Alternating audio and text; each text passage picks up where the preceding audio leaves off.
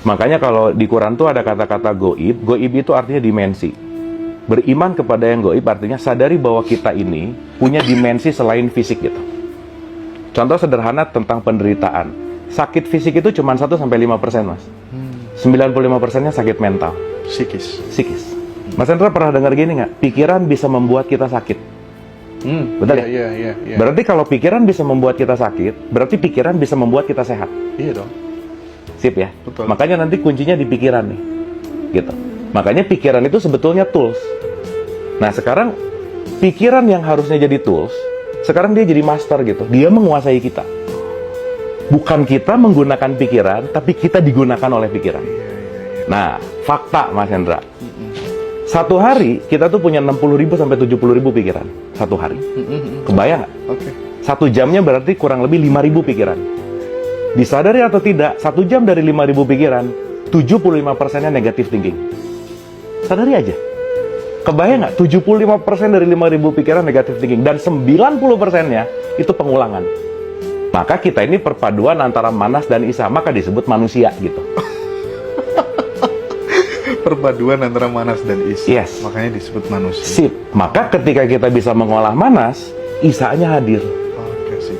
Itulah nanti isa turun gitu. Awakening.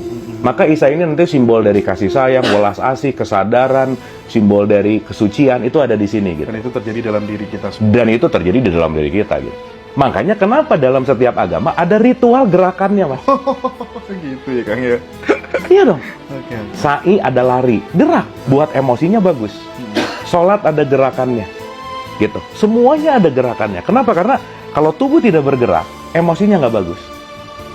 Kalau pikiran, perasaan, emosinya stabil, kita bisa loncat ke sini.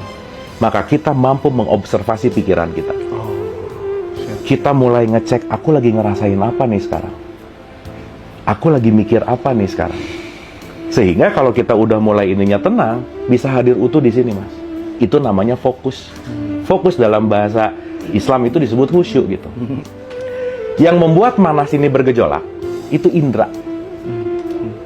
Pendengaran, penglihatan, penciuman, perasaan, perabaan. Iya.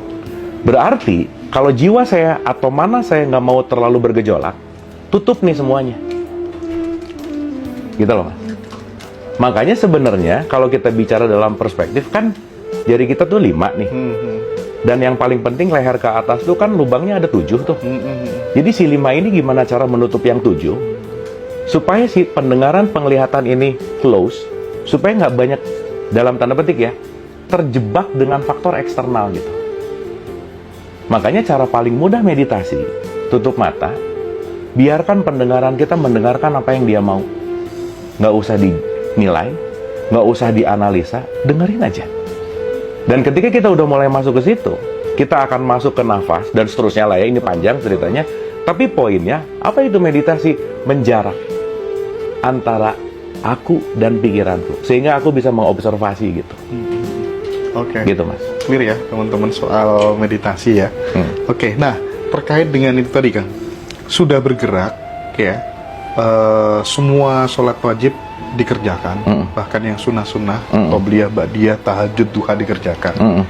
Tapi pemarah juga, masih emosian juga, Kang. Gimana? Gak sedikit loh teman-teman yang seperti itu, Kang. Iya. Nah, kenapa kok bisa? Berarti itu bukan sholat, senam namanya. Oh. Tapi kan senam sendiri tadi kan juga berimplikasi positif terhadap mentalnya. Sip. Jadi gini, Mas, kalau orang cuma senam, berarti emosinya aja yang oke. Betul nggak? Tapi dia belum loncat ke sini. Apalagi ketika dia melakukannya didorong oleh motif ketakutan. Fearness ya. Fearness. Okay. Takut dosa, takut neraka gitu. Makanya kalau kita masuk wilayah kepada kesadaran, kata-kata wajib itu udah bukan harus, tapi perlu. Bahwa saya perlu sholat, bukan saya harus sholat. Karena need ya, Kang, ya? Need. Berarti kalau saya udah perlu, saya nggak terpaksa ngerjainnya, Mas. Iya. Dan kalau udah nggak terpaksa, nggak akan nyari pahala, nggak akan nyari surga. Bukan itu poinnya gitu. Meskipun ya, Mas, sorry ya, seenggak ngerti-ngertinya orang sholat, nggak apa-apa juga sih. Seenggaknya lagi sholat nggak ngomongin orang aja. Udah, itu udah bagus gitu. Kan nggak mungkin Allahu Akbar. Tahu nggak? Kan nggak mungkin ya. Seenggaknya waktu sholat dia nggak ngeposting hal buruk. Itu juga udah bagus. Okay. Tapi Kalau dia melakukan gitu hanya sebagai rutinitas, dia hanya mengulang-ulang rutinitas, tapi tidak merubah bagaimana dia bisa menjarak antara pikirannya dengan kesadarannya. Makanya, orang yang sadar, lawan katanya mabuk. Betul nggak? Makanya janganlah sholat dalam keadaan mabuk gitu loh, Mas. Contoh nih, begitu openingnya aja, nggak usah jauh-jauh, Mas. Sebelum sholat itu ada persiapan. Ingat tadi ya, yang membuat jiwa kita bergejolak itu panca indera. Berarti panca inderanya harus dicek dulu nggak? Iya. Makanya dicek waktu wudhu. Kamu dengar apa sih dari subuh ke zuhur? Kamu lihat apa? Kamu mikir apa? Kamu nanda tangan apa? Dan seterusnya gitu. Itu dicek tuh semuanya. Makanya 50% khusyunya sholat itu ada di wudhu. Kalau wudhunya nggak khusyuk, sholatnya susah untuk khusyuk gitu. Nah, maka ketika dia udah tahu bahwa panca indera ini nanti yang akan dalam tanda petik bahasanya ya, volumenya dikecilin, baru dia masuk ke khusyuk gitu.